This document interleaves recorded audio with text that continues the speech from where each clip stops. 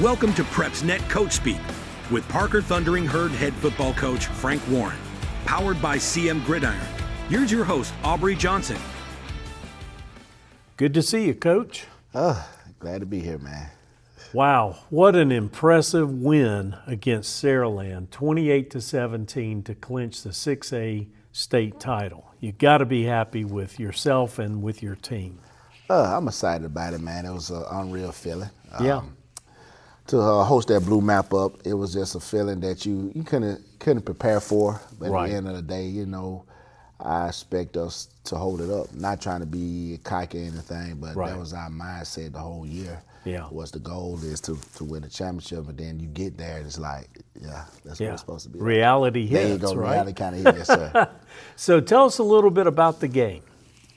The game, man, it felt like we was rushed coming out of the locker room, but we tried to keep everything normal as possible because Right. we had to make the other team get out the field. But we kind of warmed up with our shoulder pads on, something different that we haven't done all year, and the kids responded well to everything. And I was actually shocked that they kicked the ball off to us. Right. Usually every game they get the ball returned. I like to kick it off. So I actually was messed up a little bit. I was screaming at my kickoff return team. I said, "What's going on?" I said, "Oh, okay." So I guess they was trying to do something different. And, Right.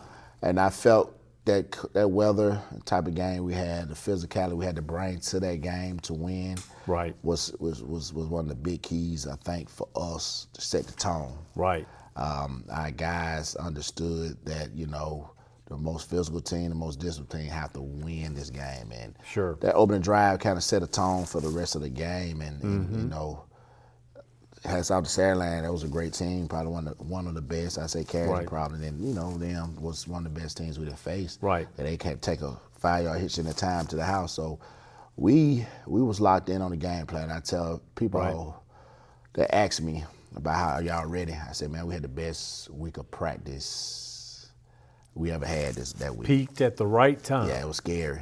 I was kind of nervous about it in a good way that, they was locked in and understood what we was trying to do the first day. Good. So that was a great thing for us. Good deal. Well, let's talk about the defense first, because we talked about Saraland last week. We talked about the fact that they had been averaging over 42 points, not only for the regular season, but also throughout the playoffs. Your defense held them to 17 points, but beyond that, in the second half, they had 4 trips inside the red zone, and they only came away with 3 points. That's incredibly impressive. Also, they held KJ Lacey, who most of us know is going to Texas next year as a quarterback. Held him 11 completions for 24 attempts, which is probably his worst for the season. So your defense just really showed out. Tell us a little bit more about him. You got to tip my hat off to my defensive coordinator, Rick Sharp. Okay. He's been doing an excellent job ever since I hired him a year ago. Right. And it makes my job a little easier knowing that he's going to do his job well and prepare the kids well. Right. So that's one of the big keys with Rex Coach Sharp, man. He does a great job with the kids, breaking it down, let them know why we do this and why you need to do your job. Right. And like you said, defensively, I felt like they haven't played anybody like us, quite like the team we had, and we knew we had to get after the quarterback, not make him comfortable because, man, that kid can play. He might be kind of a Bryce Young type of quarterback, which is a great comparison for him. And when our mindset with the kids was they didn't want him to break the record on them. Right. So he had like 200. He needed 261 yards to break the record. He didn't get that. Nah, guys was kind of like nobody gonna set a record against us. And that was the mentality of it. And then hold us in the red zone. That's one of the biggest. When we was up by 7. Yep. Us stopping them, man. That was big. That's huge. That was big, man. That was a big stop for us, and they kicked the field goal. And they had good field position that whole third, and our defensive back was against the wall. We kind of got stagnant on offense, but they held their own and understood, like, hey, we got to keep them out of the end zone. So it gets tough down there when it's like on the 20, 10 yards. You gotta run through our defense. That's a tall task. But, up front, all of them play well. But, Jordan Crawford, man, I feel like he is the best D lineman in the state, and people got to understand that he can play anything up front from the 5 to the 3 to the 1 to the Right. wide 9 sometimes, and that's a freaking nature that you have. And Well, and for those that may not know, Jordan Crawford, defensive lineman, was the most valuable player of the game, which is almost unheard of these days. yeah, he actually got the sack record in the game for the 6A, so that's Fantastic. Yeah, he played some football for us that night. Good deal. So the offense did their job. Yeah. They did well, scored 28 points. Timothy Merritt there at the end of the fourth quarter, couple of minutes left, you had a 4th and 9, and he flat took off and went way beyond the 9 yards. I think he probably had about 16, 17 yards on that run, Coach, and that really sealed it for you. Tell us who else played well on the offense. I say the offensive line played well. And, Timothy Merritt been a big part of what we was trying to do this year. He's done, when Dylan Reese went down about 4 games or 5, he stepped up for us and played the quarterback. Him being that quarterback changed the mentality of the O-line. We got to, we ain't gonna throw it for 300 yards, 200 yards, but we're gonna do this pounding the rock out. So I get credit to my whole offensive line. And the receivers blocking downfield, but Timothy Merritt, we actually put that play in on Tuesday. He actually scored a touchdown. The first touchdown was the same play. Right. We knew we used Naheem as a decoy, and eyes on Naheem and get to one of our other best athletes. And that called a timeout. I told him, I said, look, let's finish the game right here. Yeah.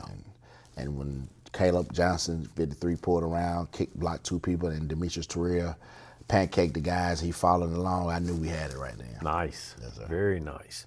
So let's talk about this crop of seniors. I mean, they have led the whole way this season. 6 of them have signed their letters of intent last week to play at Division I schools. Let's kind of go through that a little bit. You've got Naeem Offord going to Oregon. You've got, of course, Jordan Crawford going to Auburn, Timothy Merritt to Tennessee, Clarence Taylor to Colorado State, Caleb Smith to Washington, and Joseph Holt to Georgia State. What a great crop of seniors you've had. Tell us a little bit about them.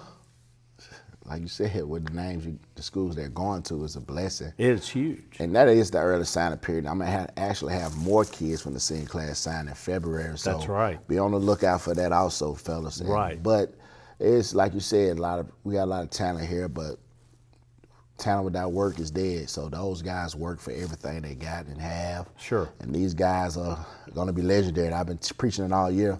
Y'all want y'all group to be legendary, go win the championship. And those guys, when they did that, the crazy thing about it, we practiced in the morning on signing day. It was the same with the championship game last Wednesday at 6:30 in the ice, 27 degrees, the ice on the field. And nobody complained because once the sign day, I want their minds to be on the sign day. It's something special. A lot of people don't have that often. We do a good program. Yes. But once that sign day was over, those kids locked back in for what we was trying to do in the goal in mind. Right. So my hat's off to those guys and to the team that sacrifice a lot for each other. And they love being around each other. Like I sent 4 of those 6 guys are playing in all-star games this week. 3 of them in Alabama, Mississippi, and 3 in the North and South. So they didn't want to leave. They wanted to hang around their teammates and guys and still celebrate. But I told them you got a bigger goal in mind and playing in those games and represent Parker. So that senior class is going to be one to remember. And those guys, some of those guys going to be playing on the NFL on Sundays. Okay. Yes, sir. Well, A.H. Parker High School has been around 120 years, and yours is the first championship in football that they've won. So just a fantastic finish to a fantastic season, right, Coach? Yes, sir, it is. It's a blessing. Good. So we're going to talk about the future here in just a minute, but first, this message. PrepsNet and CM Gridiron proudly congratulate Parker head football coach Frank Warren and the Thundering Herd for their remarkable 2024 football season and bringing home the first state football championship in the history of Parker High School. From thrilling touchdowns to unwavering determination, Coach Warren and the Herd have represented the Magic City with heart, passion, and grit. Parker fans, Celebrate this incredible achievement with PrepsNet and CM Gridiron, your home for Alabama high school sports coverage. Stay tuned for more Parker High School updates, highlights, and history-making moments like this one. Go Thundering Herd! And we're back. Coach, the 2024 season is over, but as you know, the job still continues, doesn't it? Yeah, it does. You're rolling right into 2025 here shortly, and you've got a big off season coming up. Tell us what that looks like for you. We just took up the pads, shoulder pads the other day. Coming back, they let them off this whole December because, you know, last week we didn't really worry about no classwork, so make sure they're doing it this week in their final exams. So we let them have their business there. But when we come back in January, we're going to hit the ground running. Okay. I think it's you know, a couple of teams probably got I'm using my edge. A couple of teams have a head start against us. So we gotta catch back up. January we get the groups in that's been here, and then we'll have afternoon groups for the new guys that's trying to come into school, and the younger guys from the middle school. We'll try to get those guys to implement our strength, and this is what we get strong at in the off season. And we have a good strength and conditioning program with Coach Miles McKee. He does a great job, and Coach Rogers, his assistant, does a great job with the guys, and understanding that the weight room is key. And we've been getting stronger over the years from where our program been and what it's at now. It's proof in the pudding. So the guys will understand that it takes hard work to get where we at. We just had, and we want that feeling again. We got to work again to get it. Yes. Yeah, it takes the same amount of work that it did the last time. No shortcuts. No shortcuts at all. Yes, sir. So we're talking about 2025. You'll have a whole different crop of players, some moving up, especially those juniors that are becoming seniors. Tell us about the senior crop that's coming in for this coming season. How are they looking? They're looking good. Dylan Reese is quarterback. That's a good thing to have a guy like that coming back. You got Chancellor Sparks at running back, Catrell Davis, Jacoby Quates, and Keywan Scooter, Nick Johnson. So receivers, we're losing two good ones, but we got a good crop of those guys. Isaiah Miles. You have on the defensive side, Keyshawn Johnson played a big part, number 23 in that championship game. You have Botany Cleveland, that's committed to Bama right now. Yeah. And Johnny Moody, one of the best DBs in the state next year. So you have a good group of guys that's going to be there, and a couple of guys that's played behind the scenes that's going to step up for us. So we have Kadarius Blair on the O-line, and the two sophomores we have. So we got the some of our core O-line coming back. So we have something special we can build on. And some of the guys are going to have to grow up in other positions in their time now. They've been waiting. So we have a good group coming in that's going to replace some of the guys. So the young guys, we got to understand that you're not a freshman anymore. You got to work. You know, I treat freshmen like understanding what's expected in this program. Yes, sir. Now you know what's expected. Now it's time to take that leap, and that's why we try to see our guys make that leap from their freshman, sophomore year. Sophomore year, you might get helpers, might not, maybe in certain position, but from that is understanding that this is not middle school anymore. You can't do the certain things you did and miss practice or anything like that, miss weight room. You're gonna get behind. This is serious. It's really serious because talent can take you only so far. Hard work is going to take you where you need to go. So it's going to be a fun season next year, and we're going to run it back. Our goal is to run it back. Awesome, awesome. So, Coach, that's our final show. We really have appreciated your time during this season, and we thank you so much for being a part of this. Hopefully, we'll be doing this again next season. Yes, sir. But we look forward to that, and we appreciate you watching each and every week. We want you to, we want to make sure that you go to PrepsNet.com and check out all the news and information about your school and other high schools as well. Thanks for watching.